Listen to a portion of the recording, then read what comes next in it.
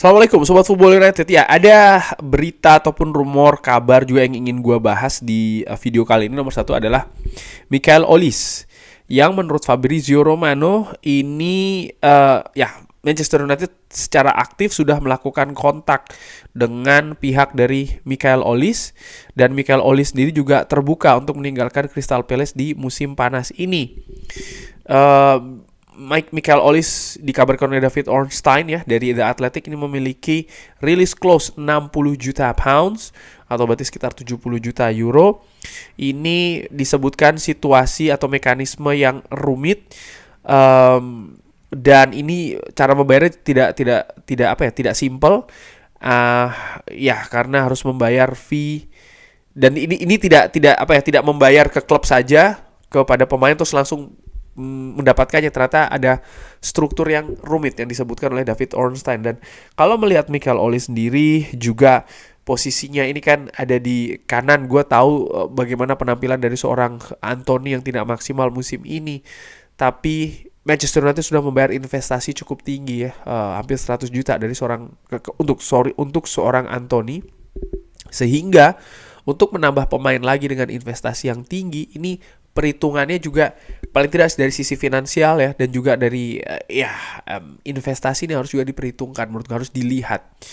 Ketika kita bermain game tentu saja hal-hal seperti ini tidak ada masalahnya ya, kita tinggal beli ya kan pemain dan lain-lain ya kan, harga mahal di satu sisi, mungkin ada dua pemain dengan harga mahal nggak masalah, tapi di Manchester United, di klub yang sesungguhnya, menurut gue hal-hal seperti ini harus diperhatikan dengan baik. Manchester United punya situasi finansial yang tidak leluasa, ada juga peraturan financial fair play, dan ini harus dilihat. Menurut gue situasi mendatangkan Michael Olise ataupun pemain lini kanan lainnya ini hanya mungkin ketika Anthony ini cabut. Menurut gue demikian, dan peluang Anthony cabut menurut gue ya, ini bukan gue, ini prediksi saja, menurut gue kecil, tidak besar. Menurut gue manajemen baru dari Manchester United akan meminta staf kepelatihan untuk bisa lebih meningkatkan kontribusi dari seorang Anthony. Pemain muda yang sebenarnya berbakat, memiliki teknik, skill juga tinggi. Gue gak tahu apakah memang situasi di luar lapangan ini memiliki pengaruh yang sangat besar bagi penampilan Anthony. Itu bisa saja terjadi. Yang jelas, hal-hal harus diperbaiki. Anthony di musim pertamanya dengan Manchester United menurut gue tidak buruk-buruk banget ya. Penampilan pertama menghadapi Arsenal luar biasa, langsung mencetak gol. Ketika menghadapi Barcelona dia juga menjadi gol penentu ya kan. Artinya dia memiliki kemampuan teknis yang bagus. Hanya saja memang ada sedikit penurunan, mungkin juga banyak penurunan di musim ini, yang ini harus dicari sebabnya. Michael Olise sekali lagi pemain bagus, dia tunjukkan bagaimana penampilan yang luar biasa juga ketika Manchester United digebuk 4-0 menghadapi Crystal Palace. Tapi disebutkan oleh David Ornstein ya, situasi pembayarannya juga akan complicated, dan gue tidak melihat posisi yang ditempati oleh Michael Olise ini menjadi posisi prioritas bagi Manchester United untuk diperkuat musim depan. Ada posisi mungkin lini depan, ada posisi lini belakang juga, back tengah, atau mungkin gelandang breaker. Ini mungkin yang lebih prioritas untuk diperkuat di musim panas nanti. Apakah musim panas selanjutnya? Nah, ini juga situasi yang menarik ya. Kieran McKenna yang sukses membawa Ipswich promosi ini dikait-kaitkan dengan Manchester United. Bagaimana menurut David Ornstein? David Ornstein mengatakan kalau McKenna ini merupakan pelatih muda tentu saja yang luar biasa. Dia memiliki pengalaman sebelumnya menjadi asisten di Manchester United di beberapa musim. Tapi tidak ada atau belum ada pergerakan dari Manchester United untuk Kieran McKenna. Dan prospeknya bahkan diharapkan tidak ada perkembangan ke sana.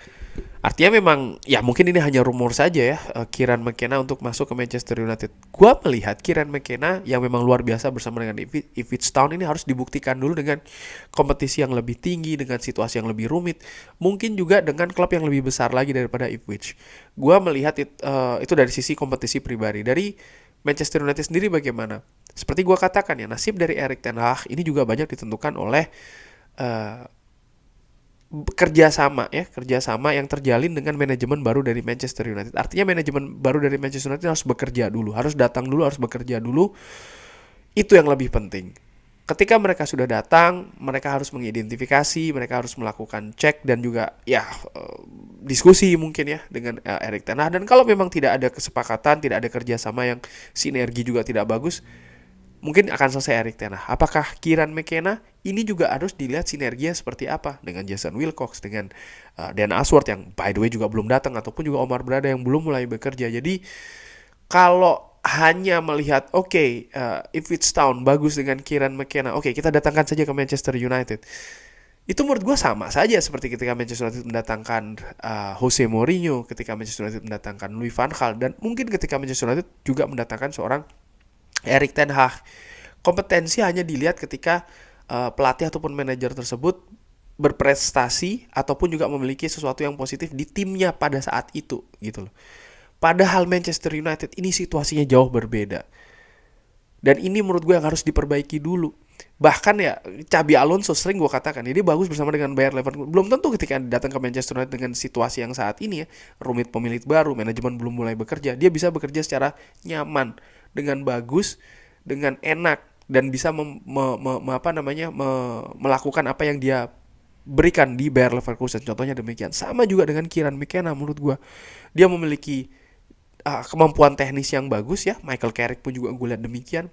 Tapi nampaknya Manchester United ini butuh juga pihak-pihak lain, posisi-posisi lain yang membantu pelatih kepala dari sisi non-teknisnya. Nah ini kan belum terbentuk. Lalu dari sisi situ juga ada, gue katakan lagi, sinergi, kerjasama. Ini bagaimana orang aja belum mulai bekerja ya kan di manajemen, sehingga ya gue bisa mengerti sih David Ornstein juga mengabarkan ya kan memang belum ada atau di prospek untuk ada langkah lebih lanjut ini nampaknya tidak kesana gitu loh. Mungkin di masa mendatang itu bisa saja terjadi. Dan kabar selanjutnya adalah Tosin Adarabioyo, bek tengah dari Fulham ini dikaitkan dengan Manchester United. Kalau gue cek ya memang Tosin Adarabioyo ini kontraknya akan berakhir di musim panas ini, bulan Juni, akhir Juni ya. Sehingga dia bisa saja lepas dengan gratisan. Dan Manchester United ya memang butuh mendatangkan bek tengah baru ya. Rafael Varane cabut, Johnny Evans juga akan cabut. Menurut gue Tosin memiliki kemungkinan ya, karena dia memiliki pengalaman bermain di Liga Inggris tentu saja, beberapa musim dengan Fulham, sebelumnya dengan Blackburn, dengan West Brom, dan yang menarik adalah dia pernah di Manchester City Under 23. Yes, di situ ada Jason Wilcox. Artinya apa? Datanya ya kan, pengamatannya ini sudah dilakukan oleh Jason Wilcox. Ini menarik menurut gue. Dan gue tidak heran kalau seandainya Tosin akan mendarat di Manchester United. Menurut gue ini peluangnya cukup besar ya. Apakah cukup hanya Tosin saja dengan lepasnya 2 pemain senior? Menurut gue Manchester United butuh mendatangkan 1 bek tengah lagi. Siapakah itu ya nanti mungkin masih dicari. Tapi ini merupakan kabar yang menarik dan opsi yang menarik juga ya, Tosin Adarabioyo. Oke, kurang lebih demikian. Terima kasih Sobat Football United. Tapi bagaimana menurut Sobat Football United? Drop di kolom komen mengenai kabar-kabar tadi. Terima kasih sudah menyaksikan. Jangan lupa like, subscribe. Wassalamualaikum warahmatullahi wabarakatuh. Thank you.